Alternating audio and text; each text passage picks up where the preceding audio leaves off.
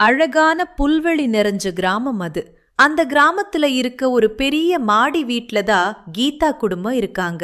அந்த வீட்டுக்கு தேவையான ஆடம்பர பொருட்கள் எல்லாமே அங்க இருக்கு. இது கீதாவோட மருமக அஞ்சலியோட ரூம். அஞ்சலி நல்ல பெண், ஆனாலும் கொஞ்சம் பிடிவாதம் அதிகம். கீதா எப்பவும் அஞ்சலி மேல பாசமாதான் இருப்பாங்க. ஆனா அஞ்சலி அது பெருசா நினைக்க மாட்டா. கீதா காலையில நேரமா எழுந்து கடைக்கு போய் காய்கறி வாங்கிட்டு வந்து சமைச்சு தன்னோட பையன் பிரசாத்த வேலைக்கு அனுப்பிட்டாங்க. அதுக்கப்புறம் ரொம்ப நேரம் கழிச்சுதா அஞ்சலி எழுந்து வந்தா. அத்தை, எனக்கு காஃபி போட்டு தரம இங்க என்ன பண்றீங்க? எவ்வளோ தடவை சொல்றது, நான் காலையில எழுந்ததும் காஃபி குடிப்பேன்னு உங்களுக்கு தெரியும்ல அப்படின்னு கத்திட்டு அங்கிருந்து போயிட்டா. அப்படி அஞ்சலி என்ன பேசினாலும் அது பெருசா எடுத்துக்க மாட்டாங்க கீதா. என்ன நீ எங்க அண்ணன் வேலைக்கு போனதும் எங்க அம்மாவை கொடுமைப்படுத்துறீங்களா? இருங்க, எங்க அண்ணன் வந்ததும் சொல்லித்தரேன் அப்படின்னு சொல்லிட்டு அங்கிருந்து ரீமா போயிட்டா. ரீமா சொன்னதுக்கெல்லாம் அஞ்சலி பயப்படவே இல்ல. என்ன இந்த பொண்ணு நம்ம கிட்ட காஃபி கேட்டுட்டு எங்க போயிட்டா?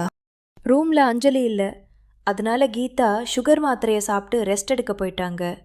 அப்புறமா ரூம்க்கு வந்த அஞ்சலி காஃபி இல்லாததை பார்த்துட்டு டென்ஷன் ஆகி மாமியாரை தேடி போனா. கீதா அங்க படுத்துட்டு இருந்ததை பார்த்துட்டு சத்தமா பேசினா.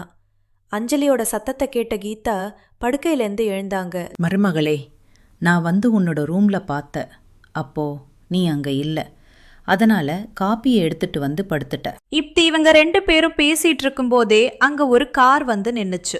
அந்த கார்ல இருந்து அஞ்சலியோட ஃப்ரெண்ட் பட்டணத்துல இருந்து வந்தா. வா சோனா, நல்லா இருக்கையா அப்படின்னு பேசிக்கிட்டு இருக்கும் போதே அவங்க கூட ரீமாவும் சேர்ந்துக்கிட்டா. 3 பேரும் மணிக்கணக்காக பேசிட்டு இருந்தாங்க. கடைசியா ரீமா அங்க இருந்து கிளம்பிட்டா. அஞ்சலி, மாலு, ஜோனா இவங்க 3 பேரும் சின்ன வயசுல இருந்தே ஃப்ரெண்ட்ஸ். சரி சோனா, சொல்லு, நீ மாலுவை பாத்திய? அவ எப்படி இருக்கா? பாவம் அஞ்சலி மாலு, அவ மாமியார் அவளை ரொம்ப கொடுமைப்படுத்துறாங்க. அவ தான் வீட்ல எல்லா வேலையும் செய்யறா, அப்பவும் அவளை ரொம்ப கொடுமைப்படுத்துறாங்க. இத கேட்ட அஞ்சலி எதுவுமே பேசாம அமைதியா இருந்தா. அப்போ அவ அவளோட மாமியார் எவ்ளோ நல்லவங்கன்னு புரிஞ்சுக்கிட்டா. என்ன மன்னிச்சுடுங்க அத்தை, நான் உங்களை தப்பா புரிஞ்சுக்கிட்டேன். இனிமே இப்படி நடந்துக்க மாட்டேன். என்னம்மா அஞ்சலி, என்னாச்சு உனக்கு? ரீமா மாதிரி நீயும் எனக்கு பொண்ணுதா, நீ மனச போட்டு குழப்பிக்காம எப்பவும் போல சந்தோஷமா இருமா அப்படின்னு கீதா சொன்னாங்க. அன்னையில இருந்து கீதா குடும்பம் ரொம்ப சந்தோஷமா இருந்தாங்க. அஞ்சலியும் அவங்க மாமியார் கூட எல்லா வேலையும் செஞ்சிட்டு இருந்தா. இந்த கதை உங்களுக்கு பிடிச்சிருந்தா வீடியோவை லைக் பண்ணிட்டு சேனலை சப்ஸ்கிரைப் பண்ணுங்க.